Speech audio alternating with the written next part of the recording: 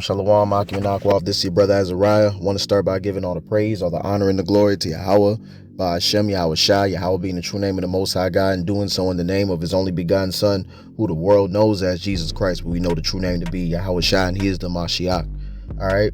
What we want to do real quick is kind of tap into just fundamentally into the aspects of spirit, soul, and body.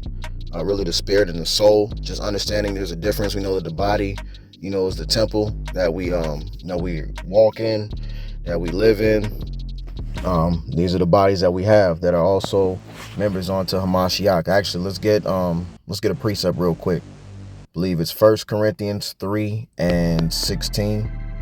Know ye not that ye are the temple of Yahweh, and that the spirit of Yahweh dwelleth in you? Right? So we are the temples, right?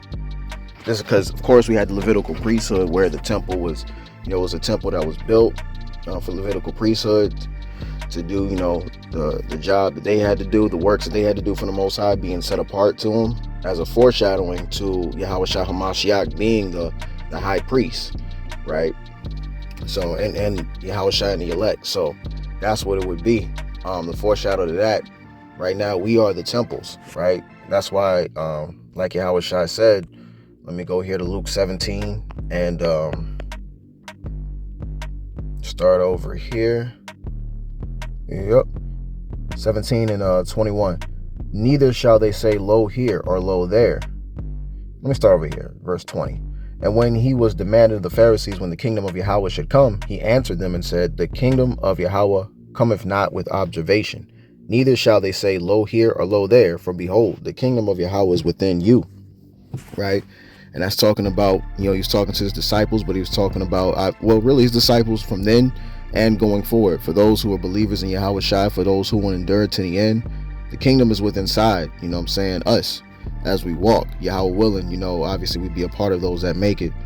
But whoever his chosen are, they're going to receive, they have the kingdom in them already, and they'll receive that. The covenant, everything that comes along with the new covenant would, be given to them. It's already given to them. It's already, it's already prophecy that's already going to take into effect. It's just a matter of it being enacted. So the kingdom of heaven is already inside, us that strive and pray that we make it to the end. Then that's who that's really for, whoever his chosen are, the elect. And the rest of the children of Israel that receive Yahawashi and obeying him and endure in his faith to the end. All right. So we know, dealing with the body obviously will go to the grave. The body decomposes. And there's one more precept I want to get real quick in the book of Acts, chapter 2 and verse. Let's go here. Let's go here, verse 25. For David speaketh concerning him, I foresaw the Lord always before my face, for he is on my right hand, that I should not be moved. Therefore did my heart rejoice, and my tongue was glad. Moreover, also my flesh shall rest in hope, because thou wilt not leave my soul in hell, neither wilt thou suffer thine Holy One to see corruption. Right? And so that's, dealing with that. Let's go to verse 29. We're going to go back to that soul part. That's pretty key. That's pretty key right there. So we're going to go back to that, but let's deal with verse 29. Men and brethren, let me freely speak unto you of the patriarch David, that he is both dead and buried, and his sepulchre is with us unto this day. Right? So, David's body, his actual body, had long since, seen corruption. It decomposed, what bodies do over time. Right? No, there's no life force in it. Now, when it came to Yahawashi, therefore being a prophet, knowing that Yahweh had sworn with an oath to him that of the fruit of his loins, according to the flesh, he would raise up Hamashiach to sit on his throne. He, seeing this before, spake of the resurrection of Hamashiach, that his soul was not left in hell, neither his flesh did see corruption. All right. Now we're going to come back here. But the point of getting this really was to show that Yahawashi Mashiach, right, his flesh did not see, in his case, his flesh did not see corruption, but dealing with a normal body, right, someone passes away, their flesh corrupts, it erodes when someone dies, okay? Now, we've seen in verse going up, right? We've seen verse 27, the soul, okay? Because, there's sometimes it can be confusion about whether spirit and soul are the same, but there is a difference, of course. So, for one, and we're going to get a scripture to prove it real quick. Let's go to the book of 1 Thessalonians, chapter 4, chapter 5 and verse 23. And it reads, "And the very God of peace sanctify you wholly, and I pray, Yahweh, your whole spirit and soul and body be preserved blameless unto the coming of our Lord Yahawashi HaMashiach." Right? So you have the difference right there of the spirit and the soul, okay? Let's go to the book of let's go to the book of Job. Right? Let's go to the book of Job, chapter 33 and verse 22. Yea, let's start 21 actually. "His flesh is consumed away, that it cannot be seen, and his bones that were not seen stick out." See that? His flesh is consumed away, like we went into dealing with the body, right? In verse 22, "Yea, his soul draweth near unto the grave, and his life to the destroyers." All right, now we're going to get that word soul.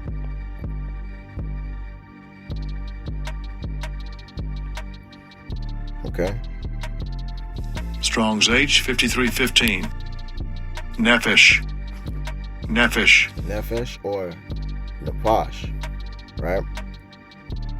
So the soul, the self-life, creature, person, appetite, mind, living being, desire, emotion, passion, right? These are the things that give the personality, emotions, like it states, the passions, things that, with the word what word I'm thinking about, the word that basically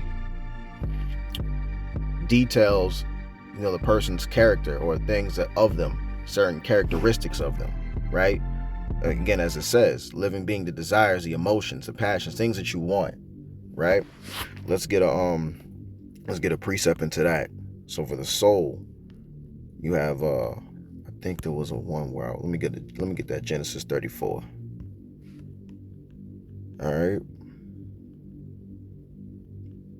Let's go to Genesis 34 and we'll start off at 7.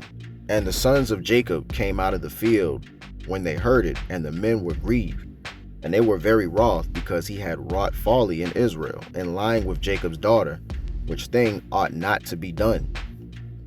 And Hamor communed with them, saying, The soul of my son Shechem longeth for your daughter. I pray you give her him to wife." Right? So the soul, you see the personality, the desire that Shechem had for Dinah, Jacob's daughter, right? So this ties into the aspect of showing your soul has your desires, the emotions that a person carries, all right, that one may have. Let's go to the book of let's go to the book of Job. Right? Let's go to the book of Job, chapter 33 and verse 22. "Yea," let's start 21 actually. "His flesh is consumed away, that it cannot be seen, and his bones that were not seen stick out." See that? His flesh is consumed away, like we went into dealing with the body, right? In verse 22, "Yea, his soul draweth near unto the grave, and his life to the destroyers." All right, now we're going to get that word soul.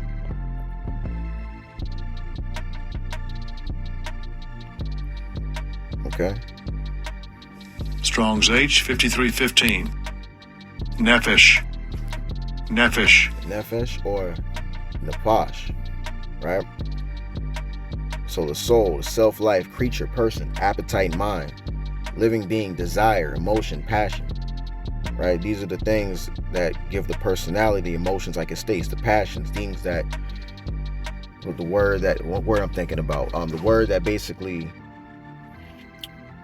details, the person's character or things that of them, certain characteristics of them, right? Again, as it says, living being, the desires, the emotions, the passions, things that you want, right? Let's get a precept into that. So for the soul, you have I think there was a one where let me get that Genesis 34. All right. Let's go to Genesis 34 and we'll start off at 7. "And the sons of Jacob came out of the field when they heard it, and the men were grieved, and they were very wroth, because he had wrought folly in Israel, in lying with Jacob's daughter, which thing ought not to be done. And Hamor communed with them, saying, the soul of my son Shechem longeth for your daughter. I pray you give her him to wife. Right? So the soul, you see the personality, the desire that Shechem had for Dinah, Jacob's daughter, right? So this ties into the aspect of showing your soul has your desires, the emotions that a person carries, all right, that one may have. Let's get Deuteronomy. I think it's Deuteronomy 12.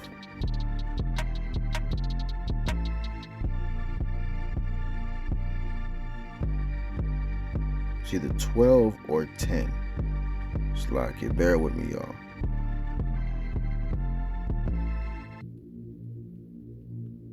There we go. Yep.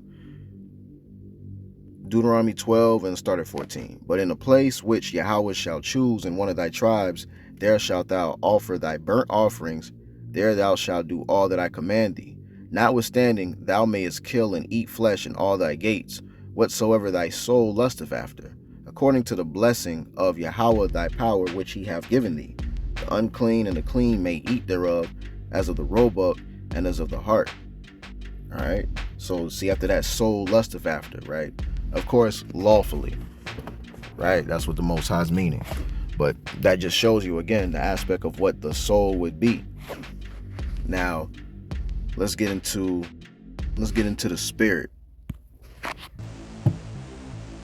Ecclesiastes chapter 12 and verse 7.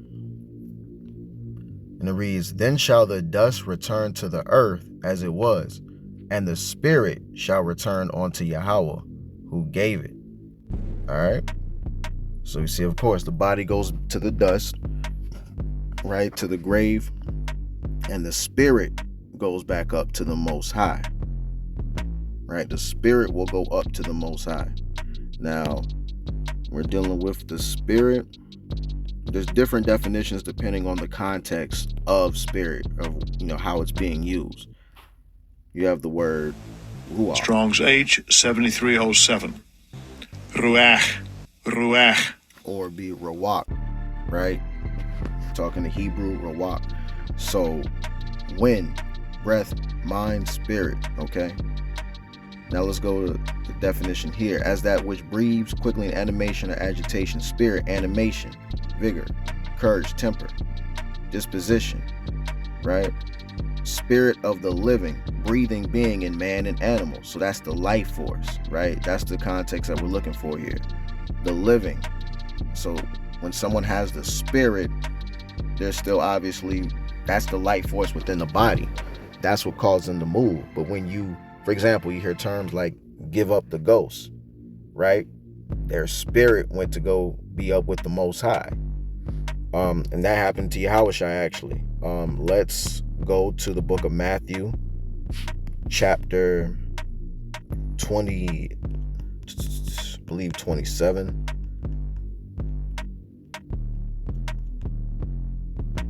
Yep.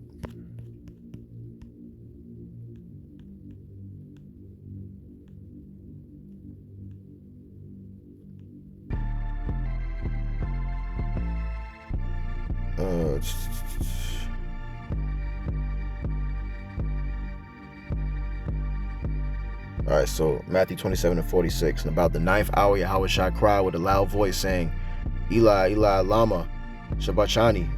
That is to say, my God, why hast thou forsaken me? Some of them that stood there, when they heard that, said, this man calleth for Elias. And straightway one of them ran and took a sponge and filled it with vinegar and put it on a reed and gave him to drink. The rest said, let be, let us see whether Elias will come to save him. Yahawashi, when he had cried again with a loud voice, yielded up the ghost. All right. So that spirit went to go be up with the Most High. Right. His spirit went to go be with the Most High. But as we see in Acts 2 and 27, because thou wilt not leave my soul in hell. All right. Now that's the thing. He didn't leave his soul in hell. Notice how it says leave, because meaning it didn't stay there. When you go into the word hell, and that's the thing we gotta clarify too. We clarify in this. When you go to hell, there's different aspects of it. There's different types of hell. All right. But for this, we're just gonna keep this to the spirit, soul, and body, and we'll do another touch-up class dealing with hell and the compartments thereof. So I hope this was edifying. I want to give all the praise, all the honor, and the glory to Yahawah, Bahashem, Yahawashi. Peace and salutations to the hopeful elect that are scattered throughout the four corners of the earth that are learning and or teaching this gospel in truth and sincerity. Till next time, Yahweh willing, Shalom.